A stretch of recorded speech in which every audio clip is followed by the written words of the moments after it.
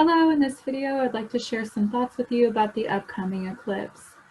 The Scorpio new moon solar eclipse occurs on December 14th, 2020 at 8:16 a.m. Pacific time. The new moon is in Jyeshta Nakshatra at 28 degrees 59 minutes, which is almost 29 degrees within the Scorpio constellation.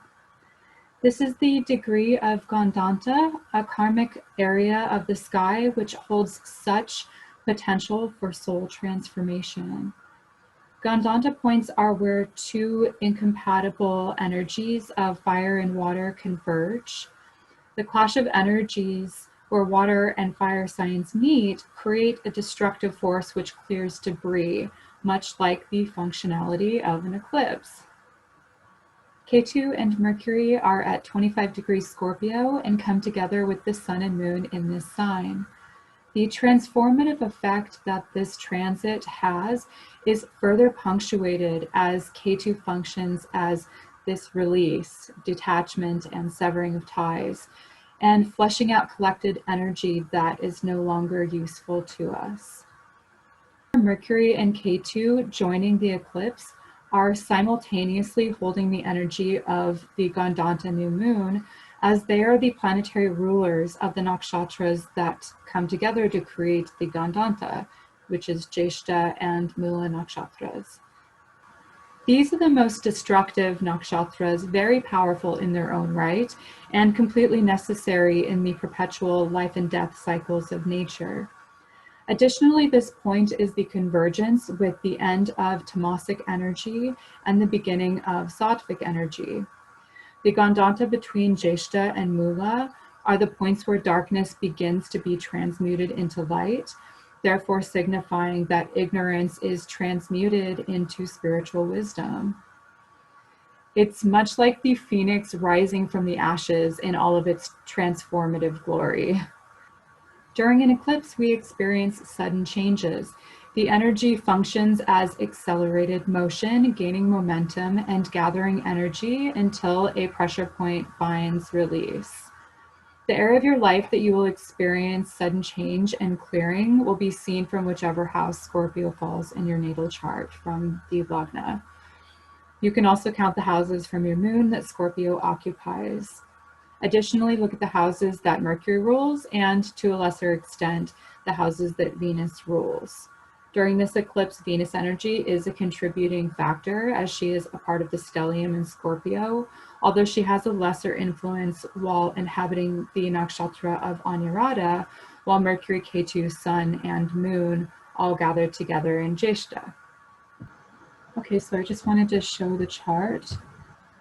The Scorpio new moon eclipse in Jyeshta, we see this planetary stellium in Scorpio. The sun and the moon are at 28 degrees 59 minutes of Scorpio. In Jyeshta, we have also Mercury and Ketu at 25 degrees, and Venus then in Anuradha Nakshatra at 4 degrees 36 minutes of Scorpio. The moon is in its debilitation in Scorpio, which means that the mind feels especially vulnerable and impressionable at this point. The moon represents the mind, and from it, peace or lack thereof. Depression, moodiness, mental health issues are all seen from an afflicted moon. This eclipse is really about uncovering the depths of our psyche, and in Jyeshta Nakshatra, strength comes from fighting our inner demons and transmuting primal fears. Pay attention to your dreams, as there may be more accessible information available to you about what your subconscious mind is telling you now. The moon is the mind again, and Mercury is the relaying of information. Coming together with the sun and Ketu, there can be valuable insight into your soul's journey that is concerning the past.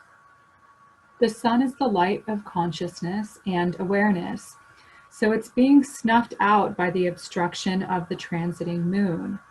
This means that unconscious behaviors are more common during this transit. Be careful while driving, as unconscious behaviors also translates to people being asleep at the wheel.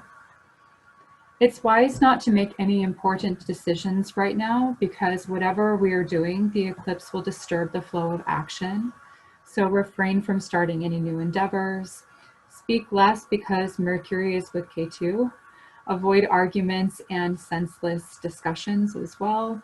Just listen more to what your own spirit is saying to you.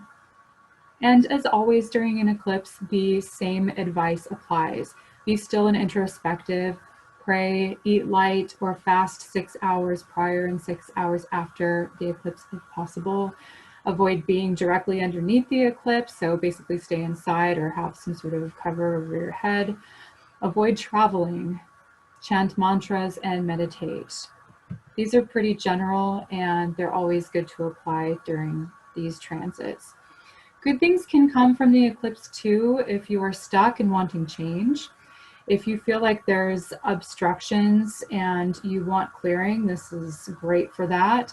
It will bring different results for everyone, but the commonality is that it brings about quick and powerful impetus for fresh starts to emerge. Epiphanies and sudden realizations can also occur. What is not known becomes known during an eclipse. Sudden truths are revealed with this transit in Scorpio as well. What is dark comes into the light. K2 also brings spiritual knowledge, which is the biggest blessing of this transit. The eclipse is intense and unpredictable. It has erratic energy, especially with being in such a powerful part of the zodiac. Disruptions only bring awareness of what needs to be changed, shifted, and cleared out in order for new beginnings to emerge. New beginnings always emerge because the only thing that is constant is change.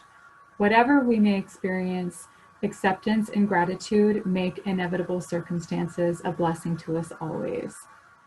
We may not always be able to control what happens to us and in our lives, but we are able to control how we react and respond to what life brings us.